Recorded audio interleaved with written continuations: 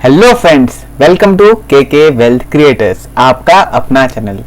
आज है संडे और जैसे कि मैंने आपको बताया था कि मैं हर संडे इन्वेस्टमेंट की प्लेलिस्ट जो अपनी सीरीज चल रही है उस पर एक नई वीडियो लाऊंगा। नई वीडियो, नया ज्ञान, कुछ अच्छा सीखने को मिलेगा। बिल्कुल, चलिए चलते हैं अपने टॉपिक पे। अगर आप भी शेयर मार्केट में इन्वेस्ट करना चाहते हैं तो आप जो भी वीडियो वॉच कर रहे हैं या फिर अब मेरे पेज पे आके वीडियो को आप ओपन करिए। डिस्क्रिप्शन में लिंक दी गई है टॉप 3 जो ब्रोकरेज फर्म है, एंजल, ज़ेरोधा और अपस्टॉक। मैं ज़ेरोधा को प्रीफर करता हूं, तो आप इस लिंक पे क्लिक कर सकते हैं। इस यूआरएल ओपन हो जाएगा ज़ेरोधा का। साइन अप नाउ पे क्लिक करेंगे तो मोबाइल नंबर आप एंटर करिएगा जो आपके बैंक में रजिस्टर्ड है या फिर जो भी आप यहाँ पर रजिस्टर्ड करना चाहते हैं। इसके अलावा आपको कुछ डॉक्यूमेंटेशन की ज़रूरत होगी, तो आप पैन कार्ड और अपना आधार कार्ड अपने सामने रख लीजिएगा, देन इसको ओपन करेगा। बहुत ज़्यादा लेंदी प्रोसेस नहीं है, आप इससे ओपन कर सकते हैं और इन्वेस्ट करना स्टार्ट कर सकते हैं।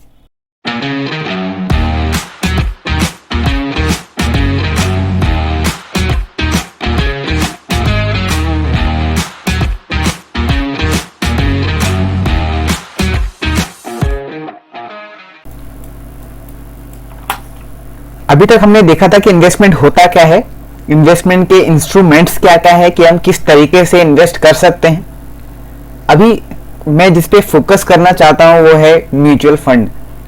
हम सब जब चाहे पूरा टाइम, पूरा अटेंशन हम शेयर मार्केट पे नहीं कर सकते हैं, बट हम चाहते हैं कि हमारा जो पैसा है वो शेयर मार्केट जो कि सबसे अच्छा ग्रो कर रहा है वहां पर ग्रो करे। बिल्कुल आप कर सकते हैं। जो म्यूचुअल फंड है ना, उसका जो इन्वेस्ट है, आप जो इन्वेस्ट करते हैं म्यूचुअल फंड, वो एक तरीके से इक्विटी में भी जा सकता है।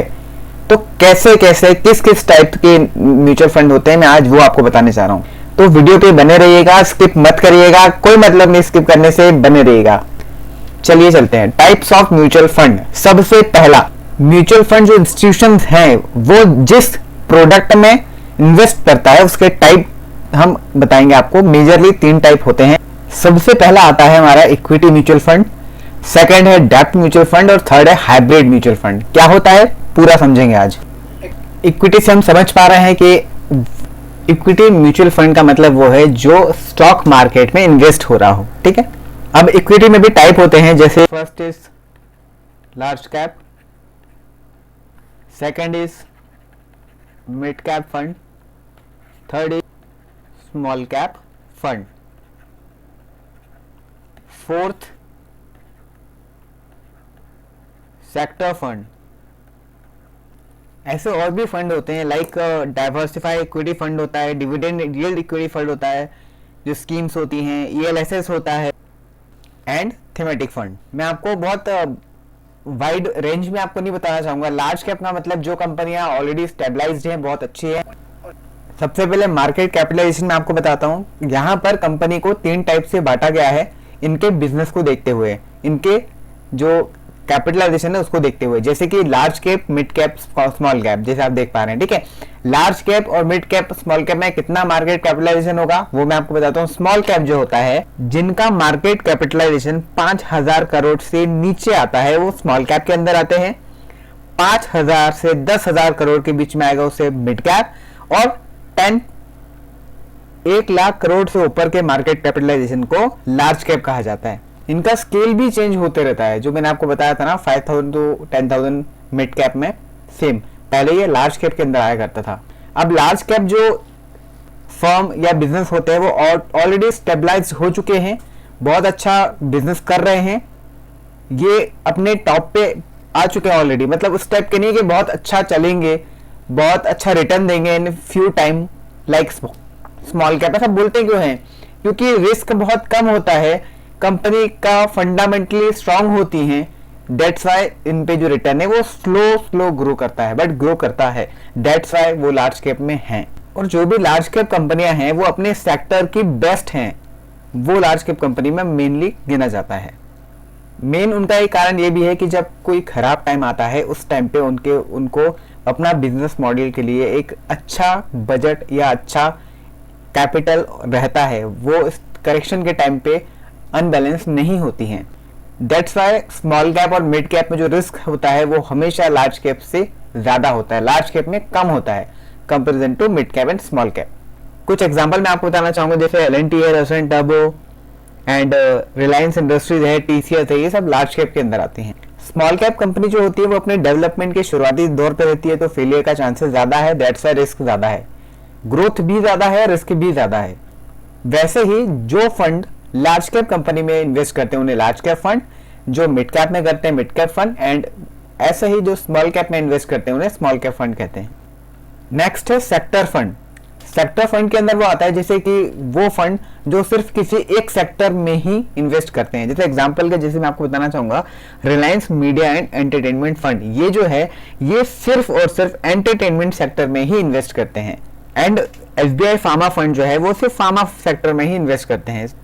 नेक्स्ट है डाइवर्सिफाई इक्विटी फंड। अब ये क्या करते हैं, ये अलग अलग सेक्टर के फंड में भी कर सकता है इन्वेस्ट, अलग अलग जो मार्केट कैपिटलाइजेशन उनके भी फंड में इन्वेस्ट कर सकते हैं। लाइक एंटरटेनमेंट सेक्टर में भी कर सकते हैं, फार्मा सेक्टर में भी कर सकते हैं, लार्ज कैप मिड कैप सब जगह इन्वेस्ट कर सकते हैं। इनका जो फंड है वो पूरा डाइवर्सिफाइड होता है और ये किसी भी फंड मैनेजर के लिए बहुत अच्छा होता है कि देखिए अगर आप चाहें सिर्फ लार्ज कैप में इन्वेस्ट करना, तो लार्ज कैप का जो एरिया है वो बहुत छोटा है ना। आप चाहते हैं किसी और नेक्स्ट जो निफ्टी नेक्स्ट है उसमें इन्वेस्ट करना, या म्यूचुअल फंड के जो मिड कैप है इसमें इन्वेस्ट करना, तो जो मिड कैप के जो फंड होंगे उसी में आप इन्वेस्ट कर सकते हैं। बट डाइफर्ड लार्ज कैप में अगर आप इन्वेस्ट करेंगे तो लार्ज कैप का जो एरिया है वो बहुत छोटा है।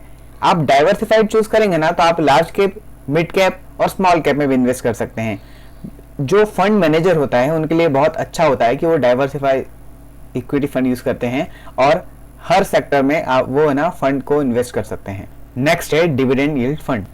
डिविडेंड यील्ड में क्या होता है, डिविडेंड का मतलब होता है जो कंपनी होती है वो अपना प्रॉफिट को चाहे तो अपने स्टेक होल्डर से या अपने शेयर होल्डर्स के साथ शेयर करती है, उससे हम डिविडेंड कहते हैं। और डिविडेंड देना किसी भी कंपनी के लिए, किसी भी शेयर के लिए एक जरूरी या मैंडेटरी पार्ट नहीं होता है। डिविडेंड स्टेक होल्डर्स को देना है या नहीं देना है, ये जो उनके बोर्ड ऑफ डायरेक्टर्स होते हैं वो अपनी मीटिंग में इस चीज को उनका ही डिसीजन होता है। डिविडेंड यील्ड फंड जो है ना वो इन्वेस्ट करते हैं जो स्टेबल, सेफ, कंसिस्टेंट और लो वोलेटाइल होते हैं और वो हमें रेगुलर डिविडेंड देते हैं। Next mutual fund is ELSS। इसका फुल फॉर्म है इक्विटी लिंक्ड सेविंग स्कीम। ये जो फंड है वो एक टैक्स सेवर फंड है। आप जो इन्वेस्ट करते हैं इस फंड के अंदर तो आप अप्रोक्स 3 साल के लिए लॉक हो जाते हैं। आपका जो फंड है वो 3 साल के लिए लॉक हो जाता है। आप चाहें तो भी इसमें 3 साल से कम में इन्वेस्ट नहीं कर सकते हैं। इसका मेन बेनिफिट जो फंड मैनेजर लेता है या फिर हम जो इसका बेनिफिट लेते हैं वो ये है कि टैक्स सेवर है। ELSS स्कीम में आपको 1.45 लाख तक का इनकम टैक्स में छूट मिल सकती है। नेक्स्ट है thematic fund. Thematic fund themes में इन्वेस्ट करते हैं, just like Indian rural theme, e-commerce theme. Example हम लेते हैं HDFC हाउसिंग अपॉर्चुनिटीज फंड जो है वो अब स्टॉक मार्केट में जो इन्वेस्ट करते हैं, ये फंड जो है वो हाउसिंग से रिलेटेड फंड पे इन्वेस्ट करता है या फंड खरीदता है, जो भी आप कहना चाहें। जैसे सीमेंट हो गया, कंस्ट्रक्शन हो गया, कंपनी हो गई, पेंट्स, मेटल एक्सेट्रा। आज के लिए हम यहीं पर इसको क्लोज करते हैं। ये रहा पार्ट 1 इन्वेस्टमेंट में जो म्यूचुअल फंड के टाइप है। इसके आगे हम समझेंगे डेब्ट फंड क्या होता है, किस टाइप से आप इन्वेस्ट कर सकते हैं। देखिए हम इस कोई भी पार्ट को इतना लंबा नहीं बनाना चाहते हैं कि आप उसको आधा देखें और छोड़ दें, क्योंकि नॉलेज पूरी गेन करेंगे तो ही इसका मजा आएगा, तो ही आपको लाभ मिलेगा या इसका प्रॉफिट मिलेगा। आधा ज्ञान किसी काम का नहीं है, तो आप पार्ट बाय पार्ट देखिए। हर संडे आपको इसका पार्ट मिलेगा। अगर आपको वॉइस में कोई प्रॉब्लम मिले तो आई एम रियली सॉरी, तो थोड़ा टेक्निकल इशू चल रहा है यहाँ पर, मैं उसको जल्दी जल्द रिजॉल्व करने की पूरी कोशिश करूंगा। अगर आपको इस वीडियो में कोई भी कंफ्यूजन होता है या फिर मैं आपको अच्छे से समझा नहीं पाया हूं तो आप प्लीज कमेंट करिएगा। मैं नेक्स्ट वीडियो में इस चीज को क्लियर करने की पूरी कोशिश करूंगा। और आपका बहुत बहुत धन्यवाद। अगर ये पूरी वीडियो आप देख रहे हैं तो आप चाहें तो लाइक करके वीडियो को हमें इंकरेज कर सकते हैं। एक अच्छा मोटिवेशन मिलता है आपके एक लाइक से हमें। आप चाहें तो इंस्टाग्राम में मुझे DM कर सकते हैं if you have any doubt. मैं कोशिश करूंगा सभी पे रिप्लाई किया जाएगा। तो जल्द मिलते हैं। Till then take care, bye bye.